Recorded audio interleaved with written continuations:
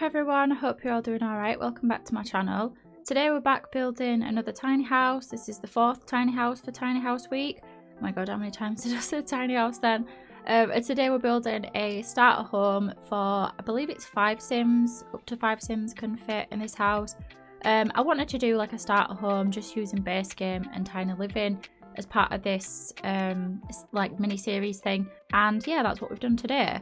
So this is a tier 3 tiny house. I did initially start off wanting to make a tier 2 one, but I don't know, I wanted to fit more sims in it. I wanted to have a starter home that could fit more than like 1 or 2 sims. Initially when I was like planning the build, it was a tier 2 tiny house, but then I wanted to have like another bedroom and to make the parents' bedroom a bit bigger, and that ended up pushing it to be in a tier 3 one. So yeah, and like I said, it uses just base game and tiny living. I were going to just have it as just base game, but I thought, seeing as it is a tiny house and you need tiny living to make tiny houses, at least the tiny house residential like lot trait thing, I thought why not use tiny living as well. So yeah, the overall like style of the house that I wanted was just sort of a typical suburban, really, one that fitted quite well either in Newcrest or Willow Creek, which to be fair, I see Newcrest as like an extension of Willow Creek, kind of like it's like a new estate and it's being built or expanded upon, but it's not exactly the same as Willow Creek. That's how I envision Newcrest anyway, and I kind of imagine that Magnolia Promenade is an extension of Newcrest and Willow Creek as well. I don't know, that might be just me, but yeah, either way, we don't want to go on a bit of a tangent already, we've only just started.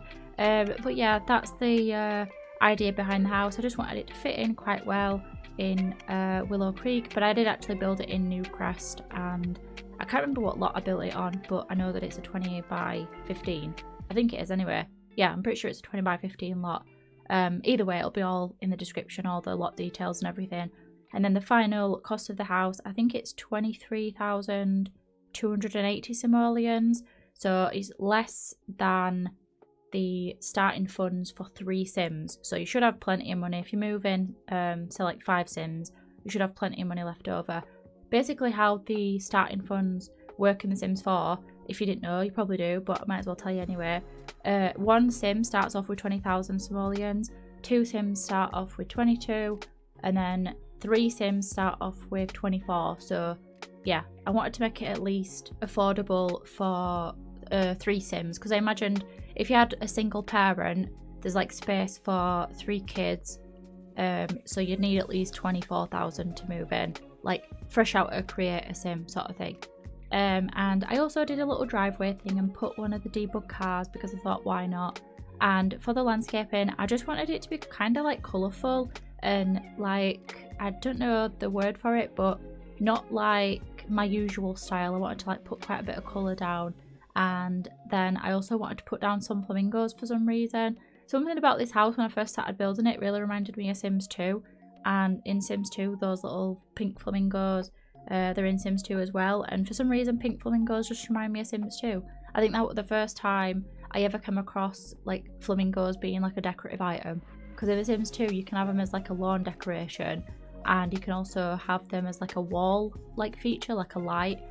So yeah, I think that's when I first came across flamingos being like a garden decoration, although they're not used as decoration in the UK like at all. I don't think I've ever seen flamingos used as garden decoration, although near me, well, it's not near me, it's like a couple of villages over, there's somebody that used to have a gorilla in their garden, like a statue garden decoration gorilla thing.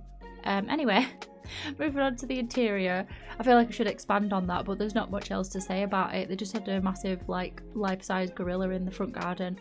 But yeah, anyway, moving on to the interior. So thought I'd show you the bathroom, kept it quite basic and used the tiny living bathroom things, the sink and the toilet.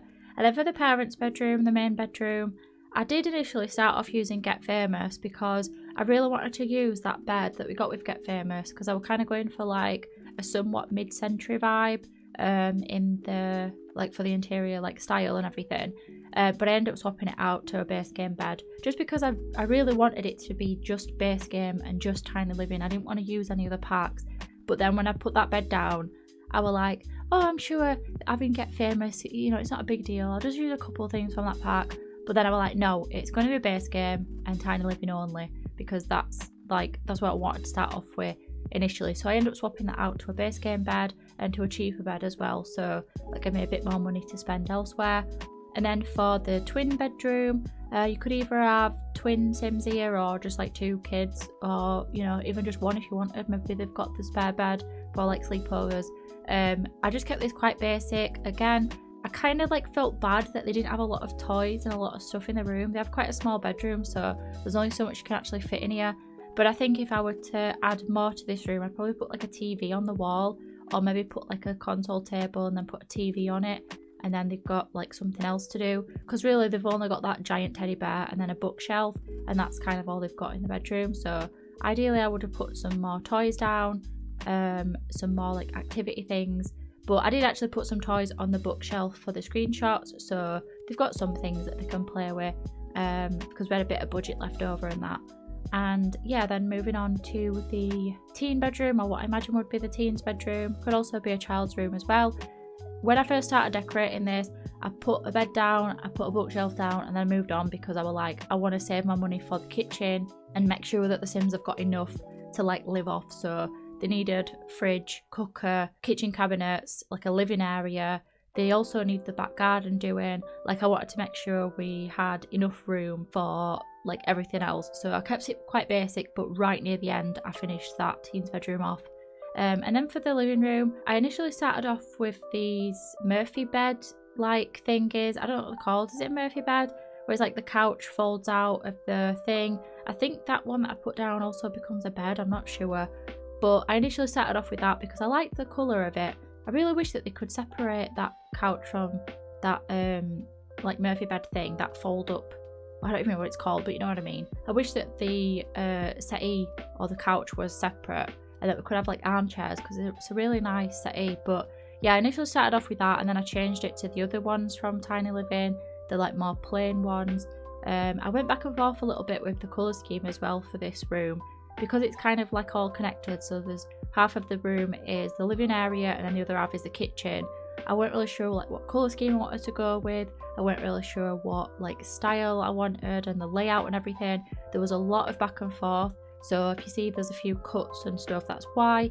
There was a big part of the video, I mean I cut it out, but there was a big part where I was just building walls randomly. I was trying to split the room up. I built the kitchen on all different areas. Because we've basically got one half of the room where there's loads of doors, you've really only got like one space where the kitchen can actually go, or 2 spaces.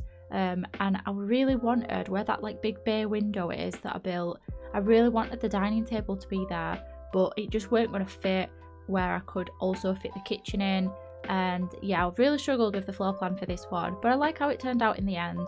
And I ended up putting an easel in that bay window instead, and just put like a plant there. But yeah, you'll see that in a bit. But yeah, I really struggled with the floor plan for ages.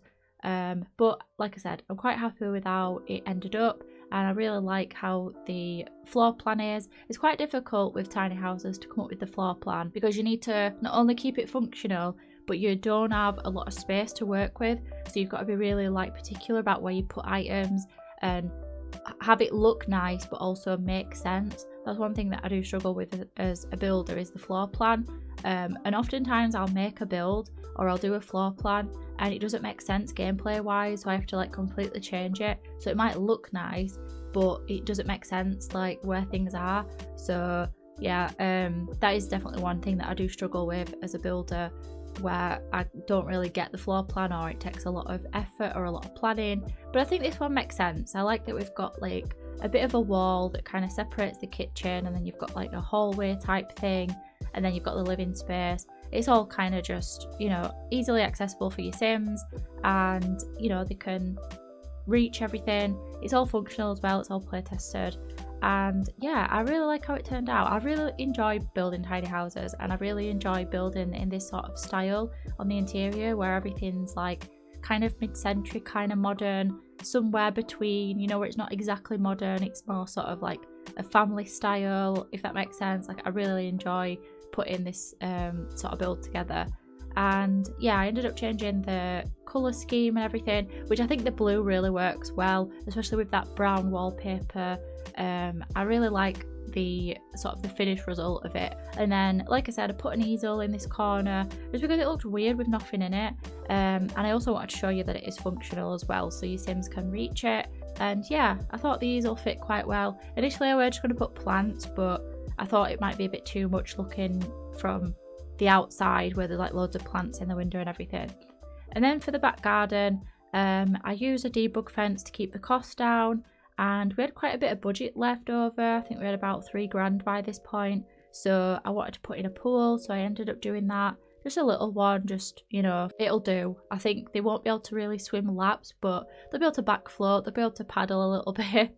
It's not like the biggest pool ever, but you know what, they've got a pool, a little cute one, it's fine. It's enough for the Sims to enjoy and to like work on the fitness and to get the fun up and all the rest of it. And then for the rest of the garden, I just wanted it to be quite basic and not take up too much space with the landscaping. They don't have a massive area, but you know, it's enough for a small family. Although up to 5 Sims, that's not really a small family, is it? If you've got 3 kids, that's kind of, you know, you've got a big family then. Well, to me, that's a big family anyway.